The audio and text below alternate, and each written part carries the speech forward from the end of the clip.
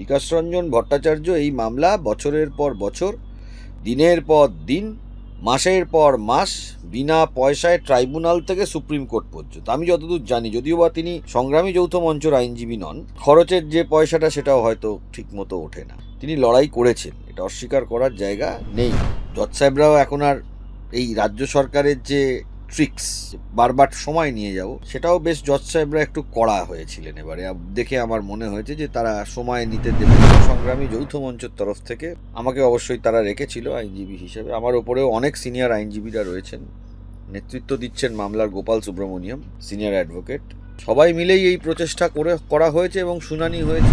একেবারেই আমরা যেমনটা দেখতে পাচ্ছি, টানা 4 দিন ধরে একেবারে সুপ্রিম কোর্টে ডিএ মামলার শুনানি। এতদিন ধরে এই মামলা ক্রমাগত পিছিয়ে যাচ্ছিল, টানা 4 দিন একেবারে ম্যারাথন শুনানি হলো। সংগ্রামী যৌথ মঞ্চ বিরুদ্ধে সংগ্রামী যৌথ মঞ্চের একাধিক পোস্ট দেখতে পাচ্ছি আমরা সোশ্যাল মিডিয়ায়। তাদের পক্ষের যিনি লয়ার গোপাল সুব্রমণিয়াম, তিনি খুব ভালো অ্যাপিয়ার করছে, এমন ফেসবুক সোশ্যাল মিডিয়ায় ভরে গেছে। আপনিও তো তাদের হয়েই অ্যাপিয়ার করছেন, কি বলবেন? ফেসবুক সোশ্যাল মিডিয়ায় কি ভরে গেছে সেটা তো আমি বলতে পারবো না, কিন্তু এটা আপনাকে বলতে পারি যে শুনানি তো সবাই দেখেছে কি হয়েছে। সুপ্রিম কোর্ট এখন খুব গুরুত্ব সহকারে এই ডিএ মামলার শুনানি করছে এবং বিচারপতিদের কাছে আমরা সত্যিই আমাদের খুব ভালো লাগছে যে এত ভালোভাবে ডিএ মামলার শুনানি হচ্ছে। কারণ দেখুন, আমাদের রাজ্যে, আমি বারবারই বলছি, যারা যারা চাকরি করছেন তাদের যা কষ্ট হচ্ছে সেটা পরের প্রশ্ন, কিন্তু বিশেষ করে যারা পেনশন হোল্ডার, অনেক বছর আগে রিটায়ার করে গেছেন, তাদের কিন্তু টাকাটা সত্যিকারের প্রয়োজন, তাদের এটা ছাড়া আর কোনো রোজগার নেই। এটাও দেখবেন আপনারা, সাবমিশনের মধ্যে উঠে এসেছে যে দীর্ঘদিন পড়ে থেকে থেকে থেকে থেকে যিনি টাকাটা পেতেন তিনি যদি এক্সপায়ার করে যান, তাহলে সারা জীবনেও তিনি তার ডিএটা টাকাটা উপভোগ করতে পারলেন না। তার জন্য যাতে শুনানি তাড়াতাড়ি হয়, তাই জন্য সংগ্রামী যৌথ মঞ্চের তরফ থেকে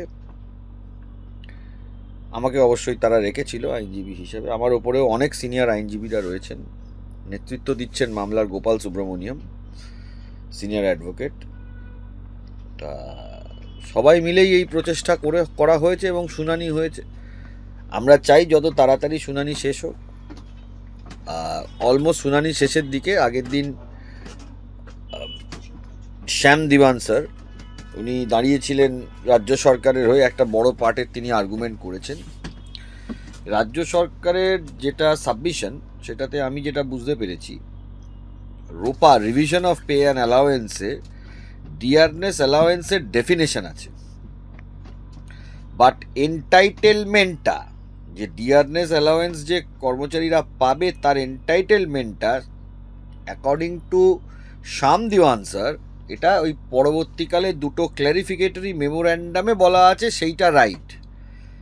স্বভাবতই এই কথাটা শ্যাম দিওয়ান স্যার বলার পরে বিচারপতিরা বলেন যে ট্রাইব্যুনাল হাইকোর্টে প্রায় 4 রাউন্ড মামলা হয়েছে, সেখানে রাজ্য সরকারের তরফ থেকে এই পয়েন্টটা তোলা হয়নি। ফাইনাল স্টেজ অফ সুপ্রিম কোর্টে আর্গুমেন্ট শেষ হয়ে সরকারের রিপ্লাই দেওয়ার সময় এই পয়েন্টটা কেন তুলছে, এটা একটা প্রশ্নের মধ্যে, মানে আর্গুমেন্ট চলাকালীন এটা আসে। তো যাই হোক, শ্যাম দিওয়ান স্যার অলরেডি আর্গুমেন্ট শেষ করে দিয়েছেন। এখন কপিল সিব্বল স্যার টিউসডে তিনি 2টোর সময় চেয়েছেন সুপ্রিম কোর্টের কাছে, যে 2টোর সময় তিনি বলবেন। এখন কপিল সিব্বল স্যার বলে দেওয়ার পরে যেটা আমাদের সুপ্রিম কোর্টের বা বলুন হাইকোর্টের যেটা মানে রীতি, সেটা হলো যে এত বড় মামলা হলে দুপক্ষই তাদের রিটেন নোটস অফ সাবমিশন জমা দেয়, আমরাও জমা দেবো। এবারে জমা দেওয়ার পর তারপরে অনেক ক্ষেত্রে কোর্ট ওপেন ডিকটেশন দিয়ে অর্ডার দেয়, তবে সাধারণত খুব বড় অর্ডার বা খুব বড় মাপের মামলা হলে সেটা অর্ডার রিজার্ভ হয়, এটাই আমরা দেখে থাকি। তা এখন সংগ্রামী যৌথ মঞ্চের যারা নেতৃত্ব রয়েছেন, আমি যা বুঝেছি, যারা আমার ক্লায়েন্ট, তারা পুরোপুরিভাবে লড়াই করছেন এবং আমি এটাও মনে করি যে এই মামলা মেন মামলার কারিগর শুরু করেছিলেন এই মামলা বিকাশ রঞ্জন ভট্টাচার্য, ওনার ব্রেন চাইল্ড। এটা সুপ্রিম কোর্টও স্বীকার করেছে। সুপ্রিম কোর্টেও আমরা দেখেছি এই আর্গুমেন্টের মধ্যে বিকাশ রঞ্জন ভট্টাচার্য এই মামলাটার পুরোটাই সাজিয়েছেন এবং উনি করেছেন। এই মামলার সাথে আরও অনেক আইনজীবী জড়িয়ে ছিলেন। বিভিন্ন কারণবশত তাদেরকে এই মামলা থেকে সরানো হয়, সেসব অনেকও ঘটনা আছে, সেগুলো এখনই আমি কিছু প্রকাশ্যে বলতে চাই না। কিন্তু হ্যাঁ, এটা ঘটনা বিকাশ রঞ্জন ভট্টাচার্য না থাকলে, বিকাশ রঞ্জন ভট্টাচার্য এই মামলা বছরের পর বছর, দিনের পর দিন, মাসের পর মাস বিনা পয়সায় ট্রাইব্যুনাল থেকে সুপ্রিম কোর্ট পর্যন্ত, আমি যতদূর জানি, যদিও বা তিনি সংগ্রামী যৌথ মঞ্চের আইনজীবী নন এই মামলাতে অন্তত, তবে তিনি আমার সিনিয়র তো অনেকটা জানি, মানে খরচের যে পয়সাটা সেটাও হয়তো ঠিক মতো ওঠে না। তিনি লড়াই করেছেন, এটা অস্বীকার করার জায়গা নেই।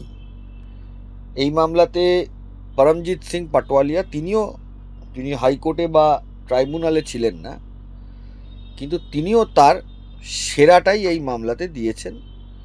কর্মচারী পরিষদ বলে একটি সংগঠন, তারা এই পরমজিৎ সিং পাটোয়ালিয়াকে রেখেছিলেন এই মামলাতে। তা আমি শুনেছি বিভিন্ন সোশ্যাল মিডিয়া এবং বিভিন্ন জায়গা থেকে, বিরোধী দলনেতার তরফ থেকেও এই মামলাতে কর্মচারীদের প্রতি তার সহানুভূতির কথাও তিনি জানিয়েছেন এবং বিভিন্ন সময়তে তিনি এটা বলেছেন। এবং আমি এটাও শুনেছি তিনি অনেক কিছু, এই কর্মচারী পরিষদ যে সংগঠনটা আছে তাদের জন্য অনেক ব্যবস্থা তিনি করেছেন, এটা অস্বীকার করার এটাও জায়গা নেই, এবং কর্মচারীদের জন্য তিনি করেছেন। তবে মূল যে জায়গাটা আমি বলবো, যে এই মামলায় যদি বিকাশ রঞ্জন ভট্টাচার্য যে পারদর্শিতা, একদম আপনার ট্রাইব্যুনাল থেকে সুপ্রিম কোর্ট পর্যন্ত প্রতিটা ধাপে যেটা ছিল, লক্ষ লক্ষ কর্মচারীদের হয়ে তিনি কিন্তু চোয়াল শক্ত করে, যখন ট্রাইব্যুনালে যাওয়া হতো, আমি বেশ কয়েকবার বিকাশবাবুর সাথে ট্রাইব্যুনাল গিয়েছিলাম, তাতে আমি দেখেছিলাম যে তার গরিব মানুষ, পেনশন হোল্ডারদের জন্য বিকাশবাবুর যা আবেগ, সেটা ভাবা যায় না। তিনি আবেগ দিয়ে আইনের বুদ্ধি বলে এবং তার এক্সপিরিয়েন্স আজকে ভারতবর্ষে অনেকের থেকেই বেশি, অনেক আইনজীবীর থেকেই বেশি তিনি লড়াই করেছেন। লড়াই প্রায় শেষের দিকে, ফল তো আমাদের হাতে নয়। মামলাতে ইউনিটি ফোরাম নামের একটি সংগঠন আছে, তা ইউনিটি ফোরাম, এই সংগঠনটারও তিনি আইনজীবীরা ছিলেন, তারাও যা চেষ্টা করার করেছে। আমার তরফ থেকে এটুকু বলতে পারি যে আমি কাউকেই ক্রিটিসাইজ করা বা কারোর প্রতি আমি বিরূপ কোনো মন্তব্য করব না, কারণ মামলার একবারই শেষের দিকে এসে গেছে। এটাও বলবো যে রাজ্য সরকারের যারা আইনজীবী, তারাও খুবই ভালো চেষ্টা করেছেন, এবং এটাও ঘটনা, রাজ্য সরকারের তরফ থেকে দিকপাল আইনজীবী যারা, এমনকি এই মামলাতে আমার মনে আছে, এখনও মামলার যেহেতু শুনানি শেষ হয়নি, তাই জন্য জাজমেন্ট সম্বন্ধে কিছু বলবো না, কিছু অন্যান্য বিষয় নিয়ে বলছি। এই মামলাতে স্টেট অ্যাডমিনিস্ট্রেটিভ ট্রাইব্যুনালে রাজ্য সরকারের হয়ে লড়াই করতে গিয়েছিলেন অ্যাডভোকেট জেনারেল নিজে, তখন কিশোর দত্ত ছিলেন।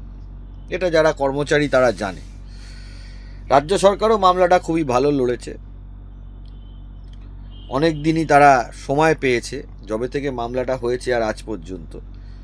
এখানে রাজ্য সরকারের যেটা মূল ট্যাকটিস, সেটা হলো রাজ্য সরকার এখানে ডিলেটরি ট্যাকটিস করতে চাইছে। এই যে এখন একটা পয়েন্ট তুললো, যে পয়েন্টটা আগে হয়নি, এটা একটা ডিলেটরি ট্যাকটিসের মধ্যে রাজ্য সরকার ফেলে দিতে চাইছে পুরো মামলাটাকে, যত ডিলে করিয়ে রাখা যায়।